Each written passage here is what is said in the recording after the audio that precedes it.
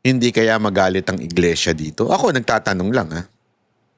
Kasi alam naman natin na talagang si Marcoleta ay kita nyo naman nung nagkaroon ng rally, siya lang ang pinayagang magsalita ng iglesia.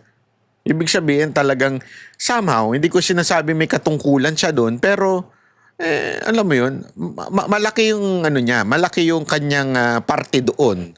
O malaki yung kanyang hindi naman influence, how do you say it? Somehow meron siyang may hatak siya doon sa iglesia. Ito kayang pagtanggal sa kanya sa Blue Ribbon, hahayaan lamang ng iglesia ito? Hindi natin alam. Kasi even if ganito ang nangyayari, kasi remember, nanindigan sila doon sa impeachment. Di ba? Ayaw nila ng impeachment. Tapos itong isa sa kanilang in-endorse na si Camille, tila bumaluktot. And because of that, natanggal si Marcoleta sa posisyon na Blue Ribbon. Papayag kaya ang INC?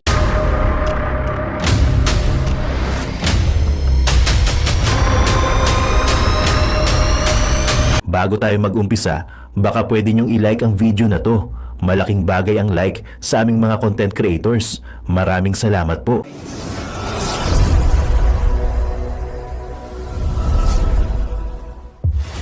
Mga bilyar, umayos kayo. Tinitingnan kayo ng taong bayan ngayon.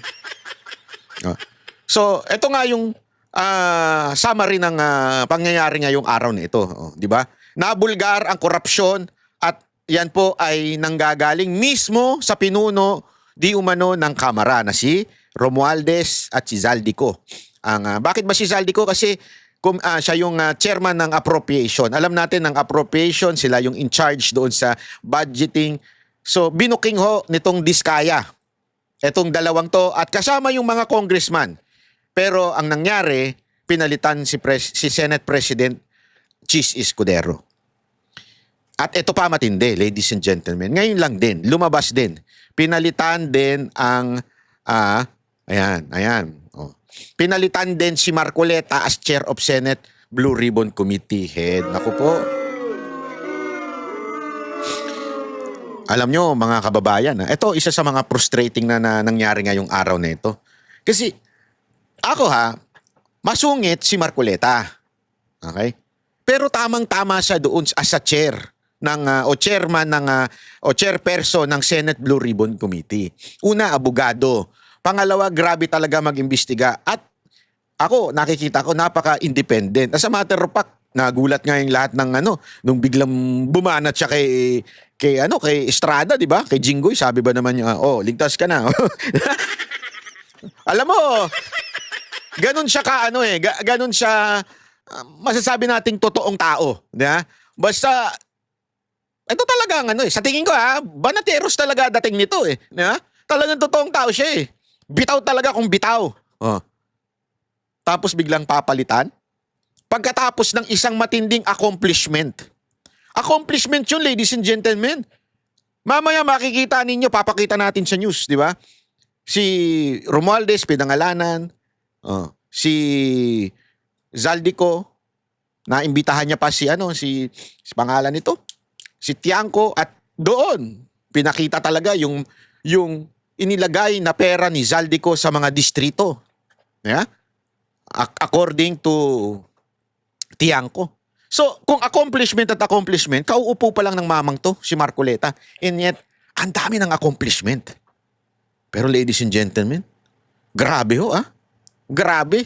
Isang ganun Alam mo, hindi mo talaga matatanggal sa isip ng mga Pilipino na kaya tinanggal ito dahil may nakantil. Merong nakantil. Alam mo, dito mo makukunik makukunik mo talaga dito Malacanang ang kumukumpas sa Speaker of the House, kung sino yung magiging Speaker of the House. Malacanang din ang kumukumpas kung ang sino ang magiging Senate President.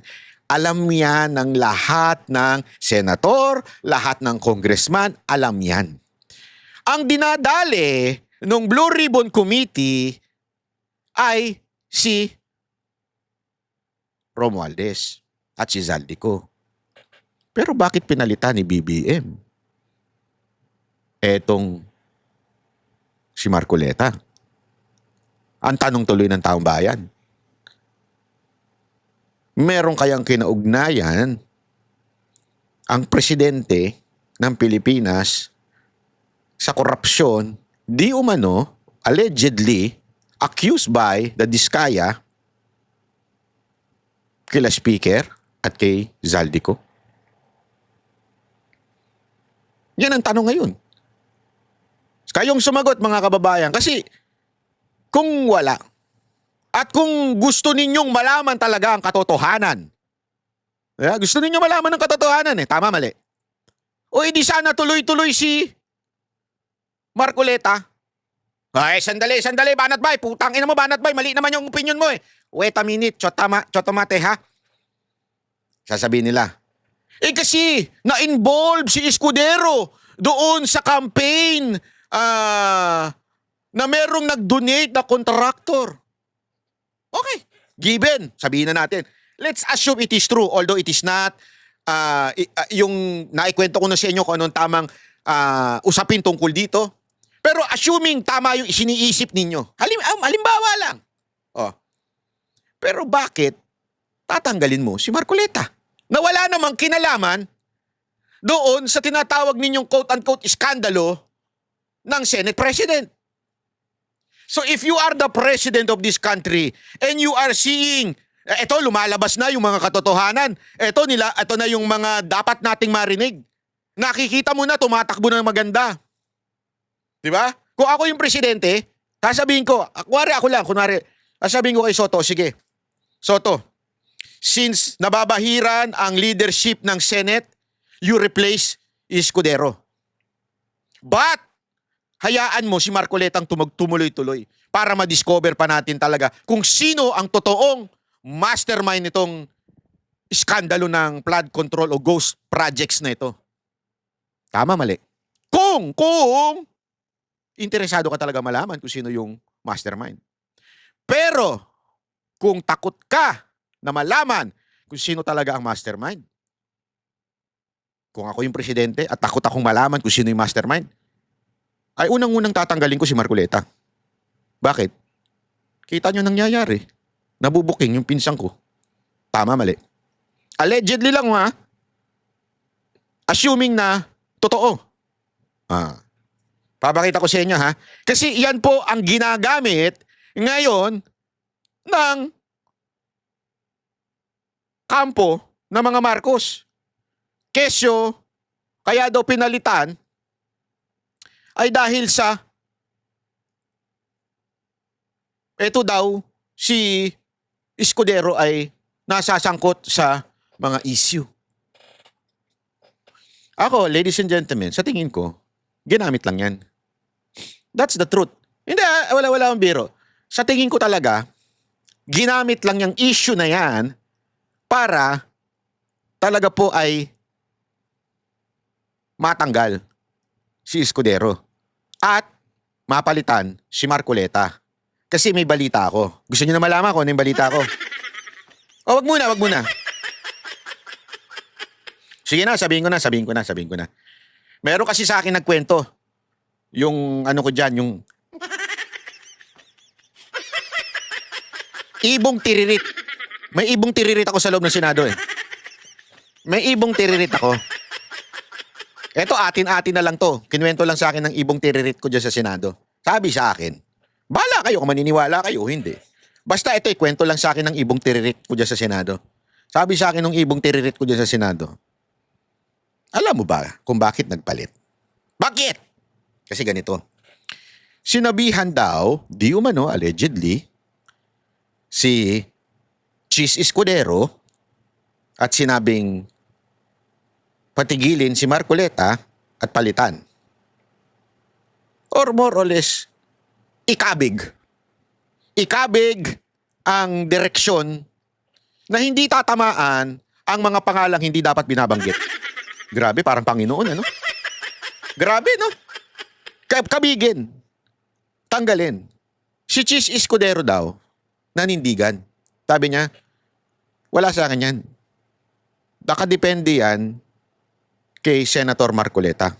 So whatever ang kanyang direksyon, hindi ko pwedeng pakialaman.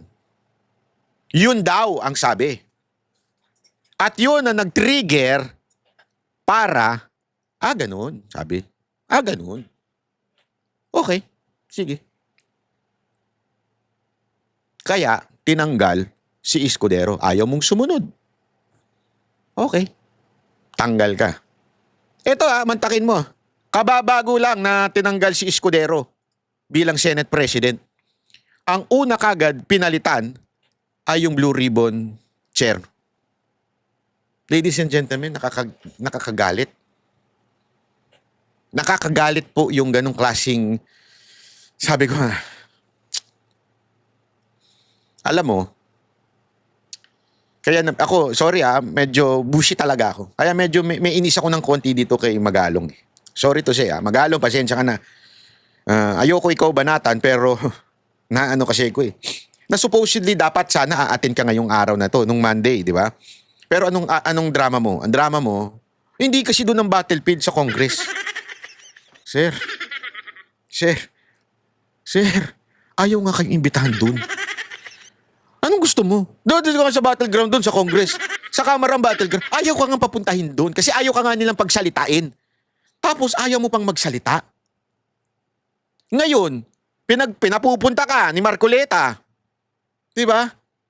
Sa Senado. Wala na. Hindi na si Marcoleta ngayon. Ako, may hinala ko May hinala ko. Nakakabigbigla itong Blue Ribbon. Ang pupuntiryahin nila ngayon, kontraktor na naman at DPWH. Iiiwas nila yan doon sa binanggit ni Diskaya ng mga congressman.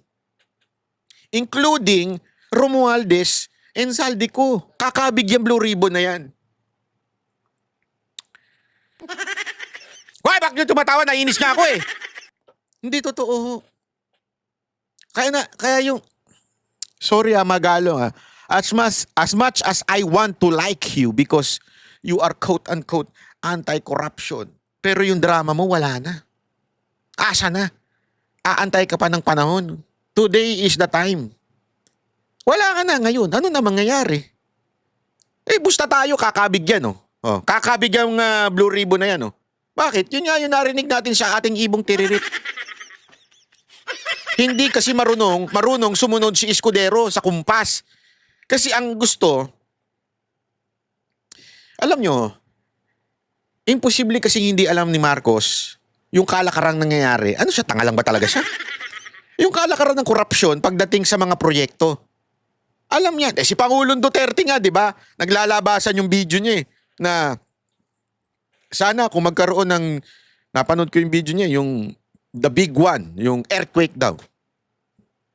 Sana dito na magsimula. Ito ang sentro dito sa Kamara. Kasi alam niya, and every one of us knows, without the Congress or the House of Representatives magbibigay ng allotment sa mga distrito, walang mananakaw ang DPWH at kontraktor. Ano yun, Mr. Marcos? Tatanga-tanga ka na lang ba talaga? Imposibleng hindi mo alam niya. Alam mo yan. Alam mo yan. Kasi naging congressman ka din, naging senador ka, so alam mo yung ganyang kalakaran. I'm not saying you're part of that kalakaran, pero you know that. The insertion ng gagaling yan sa Kamara. Pero bakit ayaw mong pangalanan yung pinuno niyang ganyang klaseng korupsyon? Di ba?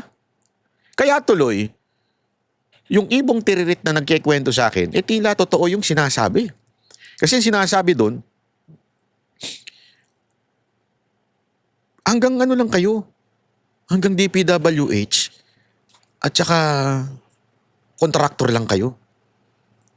Yun lang ang tirahin ninyo. Kaya lang, naging iba ang direksyon ni Marcoleta. Biglang, kasi, I don't think, kasi remember, bumitaw si Marcoleta Ano sinabi niya? Noong isang araw, bumitaw siya. Sabi niya, kung magsasalita at Something like this, hindi exact words ha. Itong mga kontraktor at may babanggiting mga pangalan na talagang part nitong korupsyon na ito ay maaari silang ipasok sa bilang state witness o di kaya puprotektahan sila ng Senado. Doon marami nang napraning doon. Kilala nyo naman si Marcoleta, matapang eh. Marami nang napraning doon and lo and behold, mantakin mo, pagkatapos banggitin ng Diskaya itong dalawang pangalan na ito. Biglang sibak si Escudero. Kaya nga yung sinasabi nilang justification nila, di ba? Sabihin na natin, gina-justify nila yun because of that Senate involved sa ganito, sa ganyan, di ba? Yan ang ano nila, yan ang kwento nila, di ba? Justified. Oh. Pero bakit pati si Marcoleta? Hindi, yun lang ang tanong ko Bakit pati si Marcoleta nadamay? Yan ang tanungin natin. At ako, ito hindi kaya magalit ang iglesia dito? Ako nagtatanong lang Kasi alam naman natin na talagang si Marcoleta ay kita nyo naman nung nagkaroon ng rally, siya lang ang pinayagang magsalita ng iglesia. Ibig sabihin talagang somehow, hindi ko sinasabi may katungkulan siya doon, pero alam mo yun, malaki yung ano niya, malaki yung kanyang parte doon. O malaki yung kanyang influence, how do you say? Somehow meron siyang may hatak siya doon sa iglesia.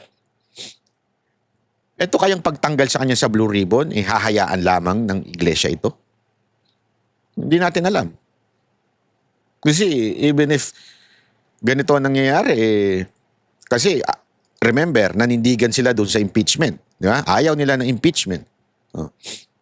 Tapos itong isa sa kanilang in-endorse na si Camille, tila bumaluktot. And because of that, natanggal si Marcoleta sa posisyon na Blue Ribbon. Papayag kaya ang INC? Hindi, ito lang, nagtatanong lang ako. Panoorin nyo itong video na ito, may papakita Sa po ako gitna sa ng inyo. mga batikos laban sa mga mambabata Wait lang. ni Yan. Senador Tito Soto. Nakatutok live si Ian Cruz. Ian. Vicky, para umano ma-preserve ang Senado bilang institusyon sa gitna nga ng gumugulong na investigasyon doon sa mga flood control projects, nagpasya ang mayorya ng Senado na ibalik bilang Senate President si Senador Tito Soto. Mr. President, I would like to move to declare the position of the Senate President as vacant, Mr. President. Is there any objection? Hearing none, the motion is approved. Walang kumontra sa mosyong ito ni Senador Mig Zubiri. Kabubukas pa lang ng sesyon ng Senado kanina. Ang pagbakante sa pwesto ng Senate President nauwi sa nominasyon kay Senador Tito Soto para palitan si Senate President Cheese Escudero. Walang lumaban kay Soto na umaga pa lang ay matulog ng may sapat na bilang para maging leader ng Senado. Bago ang sesyon, kinumpirma ni Soto na may 15 na siyang pirma ng mga sumusuportang senador at nakausap na niya si Senate President Cheese Escudero. Ayon sa isang source, kabilang sa kanila sina Senador Ping Lacson, Risa Ontiveros, Bam Aquino, Loren Legarda, Kiko Pangilinan, Mark at Camille Villar, Pia Cayetano. Ayan, isa-isa natin Lacson, expected, kakatandem. Ontiveros, Aquino, Legarda, Pangilinan, ayan, expected mo. Cayetano, Pia, kasi remember, nasa unit team din yan, di ba? Ay, nasa unit, ano ba tawag nila doon? Yung, basta yung alyansa ni Marcos sa Senate, di ba? Tulfo, si Erwin at si Rafi, nandun yan. Si Zubiri, matik na yan kasi yan yung sinipa noon, di ba? Gatchalian, Lapid, Ejercito. Yung si Ejercito ang medyo huli pumasok yan. Hindi ko alam kung bakit nagkaganyan din yan. Sorry Senator JB, what happened to you? Hindi, what really happened to you? I really do not understand. Bakit? Ewan ko. Hindi, ito kakilala natin to. Nagko-comment pa nga ito minsan sa ating page. Pero Senator JB, you have to explain to the people why. Ang ganda na ng takbo ng Senate Kaya nga sige, sabihin na natin, let's assume na yung dahilan ninyo ay dahil sa inaano nyo itong si Cheese Escudero, di ba? Yan ang ina-assume natin yung kanilang paratang kay Cheese Escudero. Erwin at Rafi Tulfo, Mig Zubiri, Win Gatchalian, Lito Lapid at JV Ejercito. I went to see him and told him, and then una niya tinanong, so how do you want to do this? Sabi ko, it's up to you. Sabi ko, how would you prefer to do it? Sabi niya, let's do it by acclamation. And declare the position of Senate President vacant. Sir, bakit Mag-resign siya nung puso. Parang ganon, yeah. Sir, bakit magkakaroon ng change ng leadership? Anong main issue? Maraming mga hinaharap yung leadership namin. Di ba? Maraming hinaharap. Mabuti na rin siguro yung we'll try to calm things down in the Senate. Kasama ba ang flood control issue kaya bababa siya? Hindi naman siguro. Ito'y talagang a few weeks back, pinag-uusapan na rin mga kasama namin. Nasa Senado rin ang ilang anak ni Soto para samahan siya ng manumpa bilang Senate President. We're praying for the betterment Ang bilis nila, no? of our country. Sa kanyang talumpati matapos mailuklok na Senate President, nagpasalamat si Soto sa mga kasama. Tiniyak niyang magiging cooperative ang Senado pero independyente sa gitna ng mga hinaharap nilang hamon. Our people are enraged of corruption. Corruption that is now seen, heard, and felt by the Filipinos more than ever. The failed flood Kaya nga Senator Soto ang binanggit na nga malinaw na binanggit na ng Diskaya, ito yung kausap namin, ito yung mga congressman. At lahat sila nagsasabing merong porsyento si Romualdez at si Zaldico. Huwag niyong iikutin yung pagdinig at babalik na naman kayo sa kontraktor. Yun ang mahirap alam mo, this is frustrating Baka mamaya, ako ayoko naman nusgahan kagad, pero ang sakit kasi panuorin na ayan na nilalabas na nila yung katotohanan. Mamaya may papakita pa ako sa inyo. Katotohanan nilalabas na nila. Tapos biglang sasabihin, palitan yung Senate President, palitan din yung si Marcoleta. Sa akin kasi sana, kung hindi nyo pinalitan si Marcoleta, pwede pa sana nating intindihin Pero bakit pati si Marcoleta pinalitan nyo? May problema talaga. If you really want na mabulgar ang korupsyon sa atin, bakit ganito ginagawa ninyo sa bayan? control projects that's supposed to protect the lives, livelihood, and properties of our countrymen, the dilapidated classrooms for our students, and the lack of quality farm-to-market roads to aid our farmers, all are engulfed in corruption, hindering the progress of the nation as a whole. Nagpasalamat naman si Escudero sa lahat ng mga kasamahang senador na nakatuwang niya mula 19th Congress, lalo sa pagpasa ng mahalagang batas ng Senado na pinapakinabangan ng mga Pilipino kaugnay sa pagdinig ng anomalyang flood control projects. Marami na anyang naabot ang pag-iimbestiga ng kasalukuyang Senate Blue Ribbon Committee. Maski na papano, sa ilalim po ng aking panunungkulan at sa pangunguna ni Congressman Rodante Marcoleta, may ilang bagay po tayong nakamit at nagawa. Nakapagsalita na ng bombo kaninang umaga si Congressman Toby Shanco at nabanggit lahat ng nais siyang sabihin hindi nasabi sa kabilang kamera.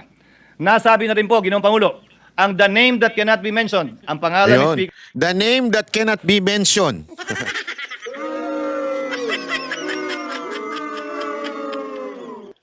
The name that cannot be mentioned. Alam niyo na kung sino. Gago! Huwag niyong babanggitin, yari kayo. Martin Romualdez at Congressman Zaldico. Ayan, Martin Romualdez. Ako, naniniwala ako dyan The name that you cannot mention. Gusto niyo na malaman? I will not go into details ng aking demanda, pero ganito. Gusto niyo talaga malaman? Kung maaalala ninyo, nagsalita ng privilege speech si Villanueva noon about doon sa laptop, ganyan-ganyan. Nabanggit doon si Zaldico. So, kinomentan ko, nireactionan ko, and because of that, nadali tayo. Diba? Dinimanda tayo. Okay, karapatan naman niya magdemanda. Wala, ganun talaga. I mean, ganyan ang kinakaharap natin. Tapos, may mga tao, nakakilala ko, na kakilala daw nila si Zaldico, ganyan-ganyan, usap-usap, sabi. Tapos may mga gustong mag-ayos. Parang sinasabi nila, ayusin nyo na lang yan, ganito-ganito, blah, blah, blah, blah, blah, blah. Sabi ko, I mean, una-una, I just reacted and did not accuse. Okay? Hindi ko naman accuse, nag-react lang ako kay Villanueva. Hindi ko nga maintindihan, bakit ako ang dinimanda, hindi si Villanueva. O sige, okay lang. Pero meron din akong nagsabi sa akin na, sabi lang sa akin, hindi ako sure kung totoo. Pinuwento, pasensya ka na, utos daw ng boss. Yun ang sabi. O sabi ko, ganun ba? Etong mga to, may kakayanan na ayusin ang mga dapat ayusin. May kakayanan to yung mga to. pero hindi na nagawa yung kanilang kakayanan, ay dahil daw ito'y utos ng boss. Yun ang sabi nila. Kaya nga nung merong pinakita sa akin nakita ko yung post ni Joey, yung tungkol doon kay Luka-Luka. Tapos inatras daw yung kaso, according kay Joey, parang inatras yung kaso. Sabi ko, ang lakas ha. Ako nga, ang namagitan ay napakataas ang posisyon. Walang biro. Napakataas ng posisyon nitong tao na ito na sana'y mamamagitan. Wala siyang nagawa eh. Kung pwede ko lang sanang banggitin yung pangalan niya. Sa sobrang taas niya, sobrang taas na, wala nang tataas pa. Para mag-ayos supposedly. Supposedly hindi na ayos eh. Bakit? Utos nga daw eh. Sabi ko, ganun pala katindi. Sabi ko, ganun pala katindi yung sabi ko, aba, lupit nun Tapos nung nakita ko yung kay Luka-Luka na pinost ni Joey, na ayos. Wow! Gago! Hindi ko minamaliit yung yung parang sa akin, sinasabi nga dito, the name that you cannot mention. You cannot mention their names.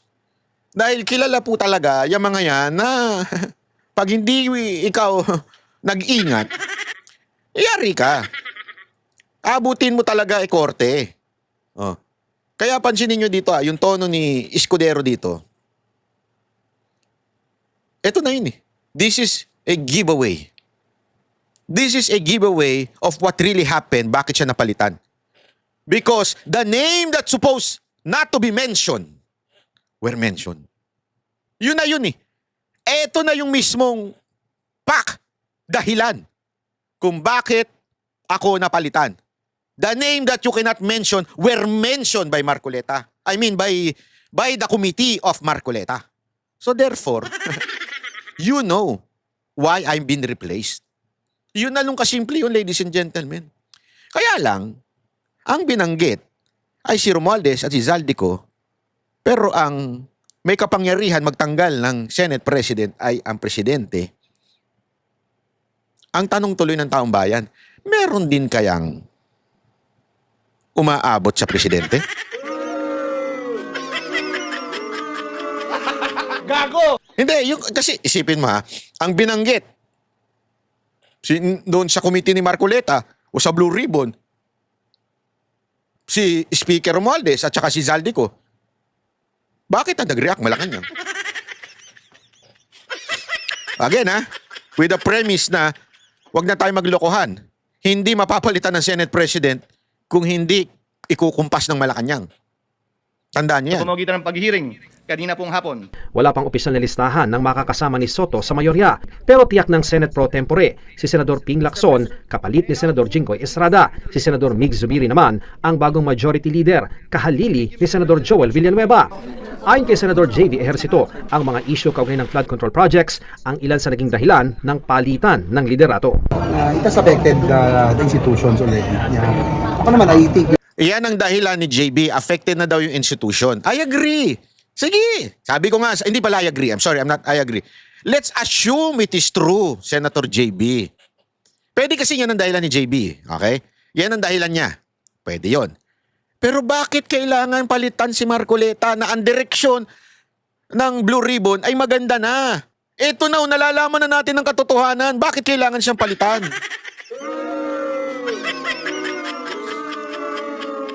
By the way, maraming salamat kay Sir Jack. Kilala niyo si Sir Jack? Yung versus everybody? Bad ding kasi may mga may mga hindi naman bad. Yung sabi nga nila sa likod ko dito gooding. Pero may mga bad ding. Maraming salamat Sir Jack sa t-shirt na ito. Ang ganda-ganda ng t-shirt mo. Talaga nga naman. Commercial pa yun mga issues kay Senchis, kay Joel, it's part of the demolition job. But it's already affecting the Senate and we have to save that institution. Vicky, sa ambush interview matapos ngayong sesyon dito sa Senado ay sinabi nga ni Senate President Tito Soto na magkokoko sila para pag-usapan yung mga susunod na hakbang ng Senado at kung sino ba yung mga mamumuno sa mga komite dito sa Senado. Pagdating naman doon sa mga miyembro ng Duterte Bloc kung sasama sa mayorya, wala naman daw itong problema kay SP Soto. Hindi pa masabi sa ngayon ni Soto kung sino yung magiging minority leader dahil una na nagpasabi sa kanya si dating Senate President Chis Escudero na hindi nito nais na maging minority leader ng Senado at doon naman sa na-archive. Dapat talaga yung Duterte Bloc ang maging minority. Oo, sa akin ha. Panindigan nyo na, mga sir, mga ma'am. Eto, may papakita lang ako sa inyo ha. Tingnan ninyo ang tono ng Malacanang. Okay? Para malaman ninyo, sandali, bakit ganito ang tono ninyo? Kayo nga yung mahilig mag-akusa ng walang ebidensya. Again, etong ginawa nila Diskaya ay personal na naranasan. At may tawag dito, witness ka mismo doon sa quote-unquote crime. That mere witnessing is an evidence. Anong sinasabi niyong walang ebidensya? Ayaw naman ng Pangulo kung mag-name drop ng walang ebidensya. Pero kung malaki po talaga at mapapatunayan na mga tetestigo, kaugnay dito sa mga di umanong kaugnayan ng ibang mga politiko, yan naman po ay tatanggapin ng Pangulo para isama sa ebidensya kung ano man at sino man ang dapat masampahan ng kaso. Ayan, para sa kaalaman mo ha, Attorney Claire, Yusek Claire Castro, if you are really a lawyer, you should know that evidence in Philippine court consists of 1. Object evidence, tangible things presented in court that can be inspected by the judge. Tangible. Okay? Hindi tangable. Tangible. Documentary evidence, yung mga resibo, writings, recordings, contract, yan mga yan. Number 3, testimonial evidence. Meaning, ikaw mismo naka-witness. Yun, pumapasok si Diskaya. Sila mismo. Kami mismo yung nagbigay ng pera. Di ba? Oh. And other things such as electronic evidence o yung mga digital files. Pero napaka na ho niyan. Kaya hindi ko magets bakit ang tono ng nito ni Claire Castro ay evidence. Para tuloy talagang tila iniiwas ninyo sa inyo. Tama kaya yung aking ibong tiririt?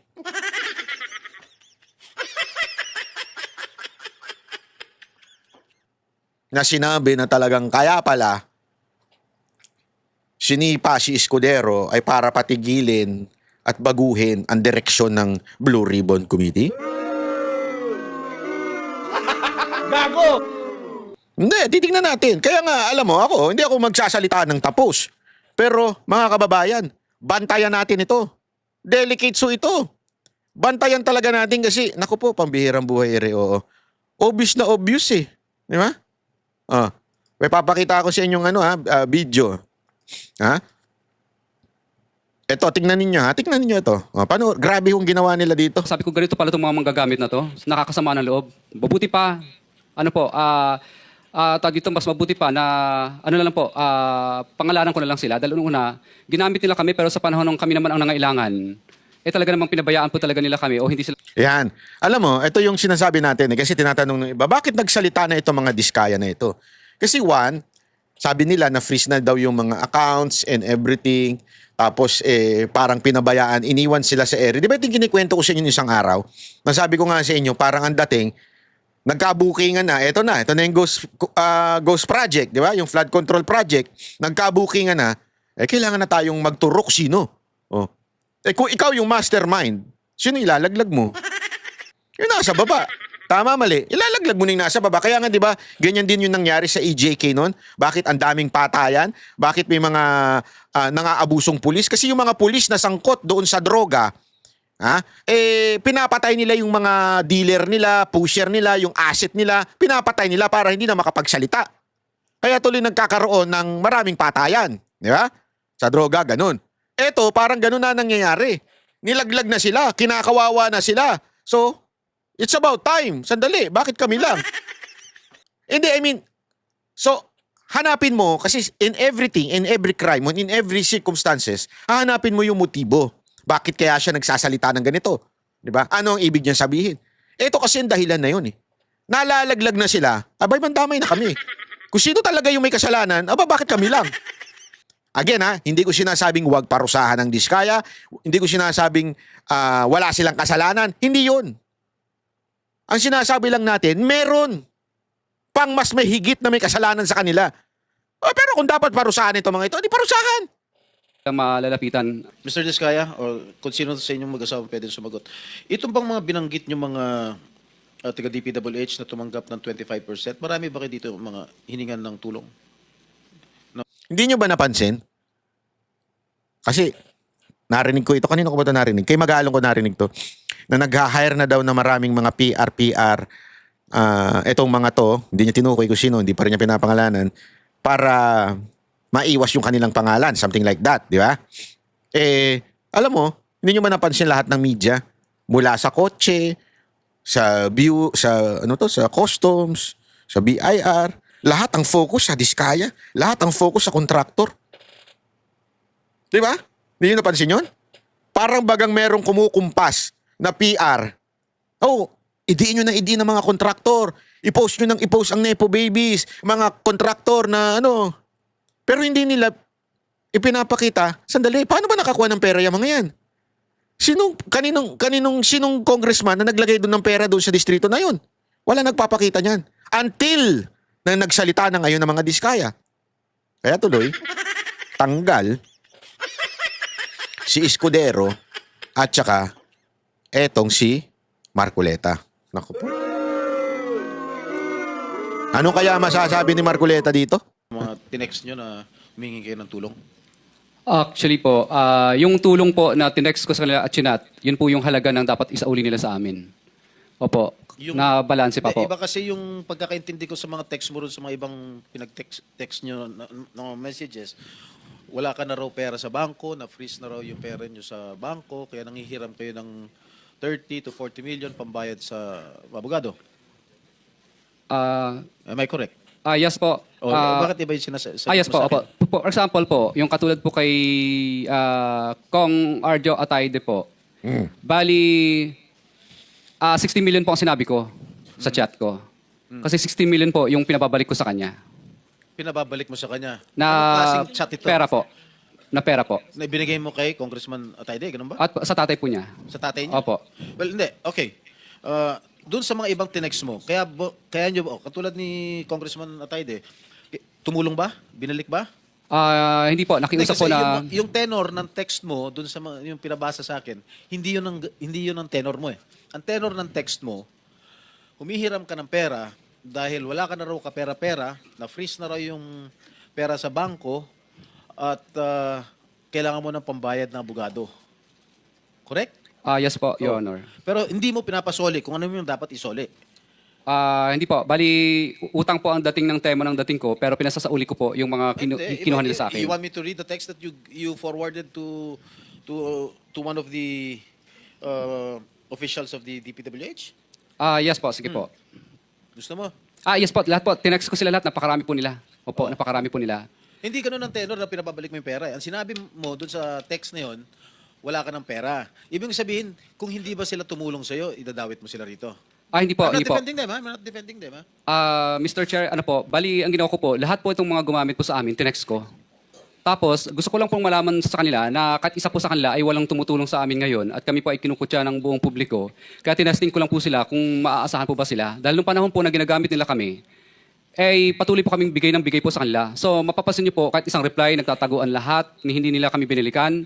Hindi naman po namin talaga kailangan mangutang sa kanila. May pera pa naman po kami.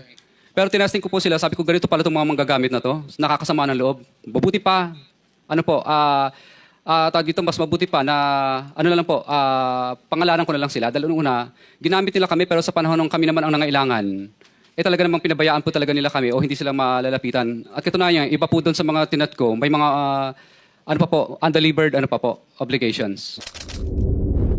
So, gets nyo na. Para at least alam nyo na kung bakit sila nagsalita. Kasi tama nga naman, tangina, kawawa na kami sa publiko. Tapos hindi namin sasabihin yung totoong mga nanghingi sa amin. Hindi, oo, kumita sila. Kumita sila. Inamin naman nila na kumita sila. Although, sabi nga ni Vico Soto, mababa daw yung pag-amin nila. Alam mo naman si Vico Soto, mainit ang ulo dito sa mga diskaya na to. Alam nyo ako, sabi ko naman sa inyo, gusto ko yung style na pagiging honest ni Vico Soto. And I think he will do a good job in the future. Not this 2028, pambira ka. Soto, wag kang maniwala sa paligid mo na pinupus ka maging presidente. Pambira ka. Tumakbo ka muna ng mahabang panahon dyan. Hindi, ito totoo lang Tapos, ang akin lang, hindi naman nila sinasabing wala silang kinuha. Wala silang parte. Pero ang point doon, sandali, bakit nila kami lang? Ay, sama-sama na tayo lulubog. Yan ang ano ng diskaya. Kaya lang, good luck sa atin ngayon. Yeah? Good luck sa atin ngayon kung lalabas pa yung mga dapat lumabas. Di ba? Yun ang ano dyan yun ang problema ngayon. Kung makakalabas pa ngayon yan. Panoorin natin to.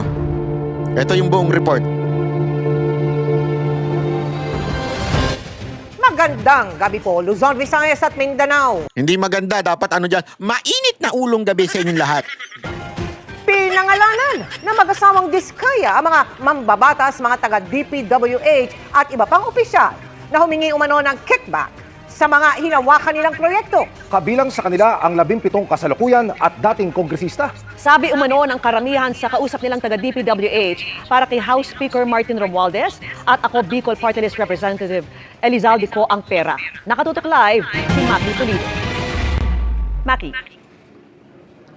Sa gitna nga ng pagkakaipit, sa gitna ng mga issue ng mga questionable flood control projects, ay nagturo na ang mag-asawang Pacifico at Cesara Diskaya sa ikatlong pagdinig ng Senate Blue Ribbon Committee. Sa sinumpang salaysay na isinumite nila sa Senate Blue Ribbon Committee, pinangalanan ng mag-asawang Pacifico at Cesara Diskaya ang 17 dati at kasalukuyang congressman, isang regional director ng DPWH, 5 district engineer ng DPWH, isang undersecretary ng DPWH, dating undersecretary sa ilalim ng Office of the President at isang direktor ng Unified Project Management Office. Ilan nila sa mga ito ay personal umano nilang inabutan ng pera para hindi maipit ang kanilang mga kontrata sa gobyerno. Ayon sa mga Diskaya, 10 to 25% ng halaga ng kontrata ang hinihingi ng cash at walang resibong pinipirmahan. Matapos naming manalo sa mga bidding, may mga opisyal mula sa DPWH ang lumalapit sa amin para humingi at kumuha ng bahagi niya sa halaga ng proyekto. Ito ay binibigay namin sa kanila ng cash. Ang bawat transaksyon ay may karampatang voucher at ledger na nagsasaad ng mga araw at kung kailan nila ito natanggap. Meron din nilang kickback na inaabot nila sa Chief of Staff o staff ng politiko. Meron din binabanggit lang nila ng mga nanghihinging taga-DPWH. Lumapit sa akin ang DPWH Project Engineer na si Angelita Garucha para kolektahin ang parte ni Kong Roman Romulo sa flood control projects noong 2022. Pagdating ng 2025, si District Engineer Aristotle Ramos ang sumunod na nagpakilala na bagman ni Kong Roman Romulo kung saan 30% ang kanyang hiningi ay para kay Kong Roman Romulo. Sinabi niya na walang magagawa dito dahil pondo ito galing sa unprogrammed funds at insertion galing sa taas. Karamihan umano ng kausap nilang taga-DPWH ay sinasabing ang pera ay para kay House Speaker Martin Romualdez at ako Bicol Party List Representative Elizalde Co, ang dating chair ng House Committee on Appropriations. Maging si dating Congressman Rillo, ilang beses umanong binanggit kay Diskaya na malapit niyang kaibigan si Speaker Romualdez at inaprubahan umano ng Speaker ang mga fund request niya. Sa tuwing umiinom kami sa Wine Story, sa BGC, at sa Shangri-La Mall, Madalas pa naman ako dyan. May pera pala dyan. Hindi, biro lang. Hindi pa ako nagpupunta dyan. nasabi pa ni Kong Rillo na lahat ng kanyang request para sa pondo ay galing pa mismo sa unprogrammed funds at insertion na inaaprubahan ni Speaker. Ang tao ni Marvin Rillo na si Bogs Magalong ang pumupunta sa amin para kunin ang pera sa aming opisina. Binanggit din si Romualdez at Co ni Oswag Party List Representative Jojo Ang. Si Kong Jojo Ang naman, lagi ring binabanggit sa lahat ng project sa kanya ay papondo ni Speaker at ni Saldico. Mataas ang hinihingi sa project, dagdag pa niya, hindi naman lahat ng pera ay para sa kanya, kundi para kay Speaker at kay Saldico. Sa computation ni Senate Blue Ribbon Committee Chair Senator Rodante Marcoleta, lumalabas na 25% ng halaga ng proyekto ang para kay House Speaker Romualdez at Congressman Elizalde Co. 5% na parking fee naman ang para sa congressman na nabigyan ng proyekto ang distrito, 6% para sa Bids and Awards Committee, 7% para sa DPWH at tax na 7%. Ang matitira na lang daw para sa proyekto ay nasa 35 to 38%. Kaya kung 100 million pesos pesos ang proyekto. Halimbawa, nasa 35 to 38 million pesos na lang daw ang panggastos para sa proyekto. Pero giit ni Diskaya, kahit kaunti na lang ang natitira para sa proyekto, nagawa pa rin daw nila ito ng maayos. Napilitan umano silang magbigay ng kickback dahil sa sobrang panggigipit ng mga nabanggit na politiko. 12 meters ang kailangan na ibaon mo sa lupa. Ang problema, yung 12 meters, kinatay, ginawan 3 meters. Baka naman ganun ang project mo. Hindi ko po kayang sagutin, Mr. Chair, yung gawa po ng iba. Hindi, ikaw ang tinatanong ko. In-example ko lang yung Mindoro. Baka ganun ang gagawin mo, may mali talaga. Hindi po, Mr. Chair. Kami na lang po ang nag-absorb ng maliit na kita. Ibig po sabihin, Mr. Chair, kaysa wala kaming project, walang trabaho yung mga tauhan at empleyado namin, minabuti lang po namin na kumita na lang ng kahit na barya-barya lang. Kasabwat na ho ninyo yung district engineer at saka regional director. Paano po? Pati yung COA, kasabwat din ho ninyo. Magbubulag-bulagan na lang yung tatlong yun. I don't think 2% lang po ang kinikita nyo dito, 3%. Magpapakanda hirap kayo, 2 to 3%. Kakayanin ba ng 2 to 3% yung mga sasakyan na binili nyo na pagkadami-dami po? I mean, that's way, unbelievable po. Your Honor, kaya po. Dahil 20... Alam mo, kanina yung mga way ng pagtatanong ni Erwin.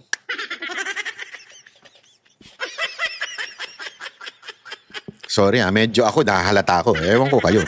Yung pagtatanong ni Erwin parang... Magaling si Erwin. Talagang diin na diin ng kasalanan ng mga kontraktor. Hindi, sa bagay, sabi nga nila, di ba, para makaiwas doon sa totoong issue, doon ka sa... Doon ka sa bumanat sa mga sa ganito, yung mga yan. Oh. Kasi ganun ang nangyayari ngayon, mga kababayan. Ha? Tila talagang pinupuntirya itong mga kontraktor. Kaya nga kanina, na-observe ko lang. This is my personal opinion. Si Diskaya, nireveal ko sino talaga yung mga congressman na ulul. Di ba?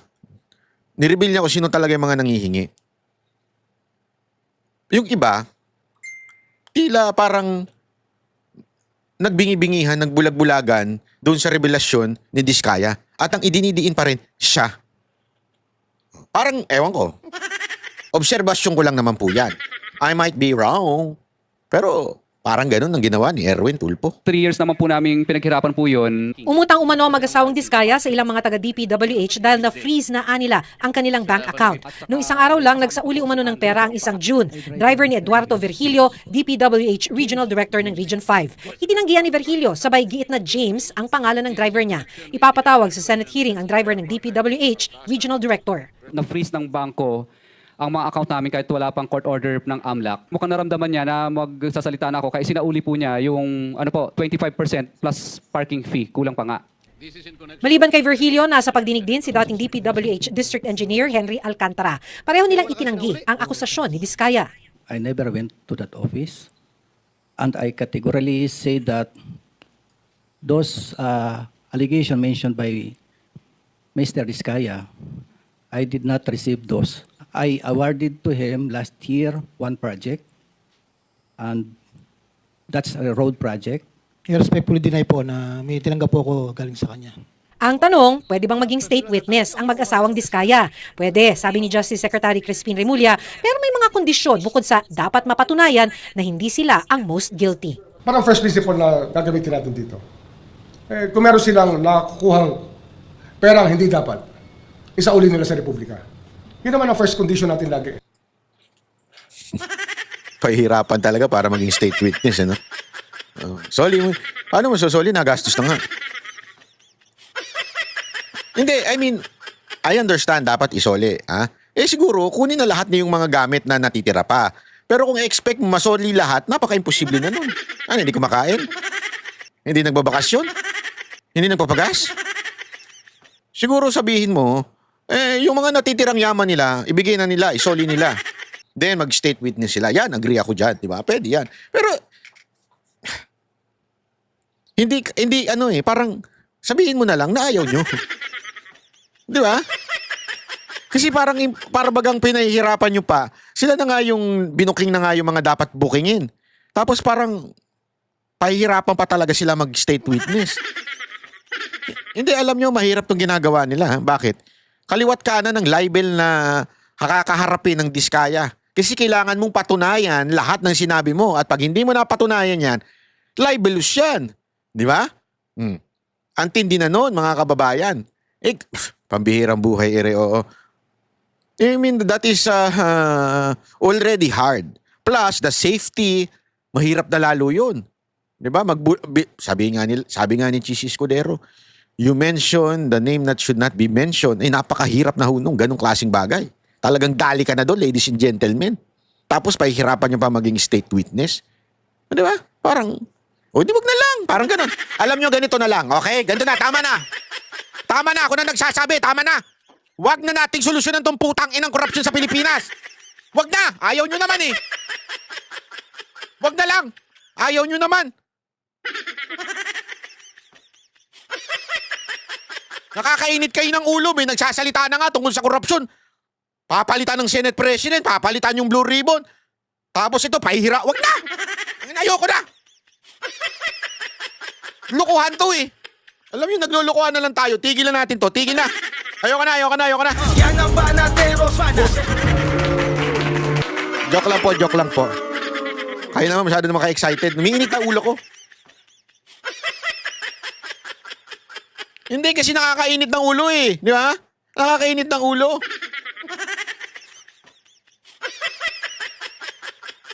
Ito pa, panoorin natin to ha. Halos 14 na bilyong piso ang budget na isiningit umano para sa mga proyekto ni Ako Bicol Party List Representative Elizalde Co sa Bicameral Committee. Ayon yan sa pagsasaliksik ni Navotas Representative Toby Tiangco na mariing pinabulaanan ni Co. Sa Bicam din umano. Abay, papabuluan. Alam mo, aminin yan. Totoo nga. Hindi pwede bang ganun? Siyempre. Hindi aaminin yan. Biro lang. Lumobo ang budget para sa mga proyekto sa Mindoro Provinces. Kalahating bilyong piso sa 20 bilyong piso. Nakatutok si Maki Pulido. Yun ang sinasabi mo. Sa Senate Blue Ribbon Committee na naihayag ni Navotas Representative Toby Tiangco ang anyay hinarang noon sa Kamara. Sa research na ibinahagi ni Tiangco, higit 13.8 billion pesos ang halaga ng mga proyektong ang proponent ay si Ako Bicol Party List Representative Elizalde Co nung siya ang chairperson ng House Committee on Appropriations. Ayon kay Tiangco, insertions ito o isiningit sa Bicameral Committee o pinag-isang komite ng Kamara at Senado bago maisabatas ang national budget. Nagkalkalaan niya siya ng record ng DPWH matapos mapansin ng Malacanang na may mga flagship program o mga malalaking proyekto ang gobyerno na natapyasan ng pondo. May naririnig po tayo, ito po yung common lingo ito, yung sinasabing parking fee. Hindi ho kaya nagkaroon ng yung pondo na yon ay pinarada lang dito ng isang congressman na hindi naman taga roon. Ito ang tawag ay parking. Have you heard that, Mr. Chair? Yes, sir. Yes, Your Honor. Nadinig ko na po yun. Pero dalawang term po yan, di ba? Kung matatandaan nyo sa Kongreso, isa yung parking, isa yung sagasa. Ay, yung parking po, Your Honor, is nakiusap ka dun sa district congressman, pumayag yung district congressman. Yung sagasa po, Your Honor, is wala kang magagawa sa ayaw mo at sa gusto. Mahigit 2 billion pesos din anya ang nakuhang budget ng party list ni Co na Ako Bicol Party List. Mahigit 2 billion pesos din ang nakuha ng BHW Party List. Una niyang napansin ang paglobo umano ng budget para sa Occidental at Oriental Mindoro. Sa National Expenditure Program o panukalang budget noong 2025, mahigit tig 2.5 billion pesos ang proposed budget ng dalawang probinsya. Pero pagkatapos ng BICAM, hanggang maisabatas na ang General Appropriations Act, lumobo na ito sa 20 billion pesos. Hindi po nila kaya gawin yun. Hindi kayang gawin ng regular congressman na magdagdag. Hindi naman po sila miyembro ng Committee on Appropriations. Hindi nila kakayanin magdagdag ng ganun kalaki. Insertions pa lang umano ito sa Bicameral Committee. May mga isiningit na anyang budget sa tinatawag na Small Committee na binubuo noon ni Nako, dating Marikina Representative Stella Kimbo, dating Zamboanga City Representative Manuel Dalipe at 4-piece Party List Representative Marcelino Libanan. Wala lang detalye kung ano ang mga isiningit at pinalitan sa Small Committee dahil walang record kahit sa archive ng Kongreso. Sa lahat ng batas na ginagawa, no touch pag tapos ng second reading. Yung BICAM, kasi po, binigyan ng authority yung small committee, yun. Kaya, pwede nilang galawin. Parang binigyan mo ng blankong cheque, yung 4 na tao. Sa isang pahayag, mariing pinabulaanan ni Ako Bicol Party List Representative Zaldi Co ang anyay walang basihan at irresponsableng akusasyon. Pawang sabi-sabi lang daw ang mga paratang na ito na umano'y pamumulitika para lokohin ang publiko at ilihis ang pananagutan. Aprobado naman daw ng Kamara at Senado ang 2025 national budget, bagamat na veto ng Pangulo ang ilan nitong probisyon.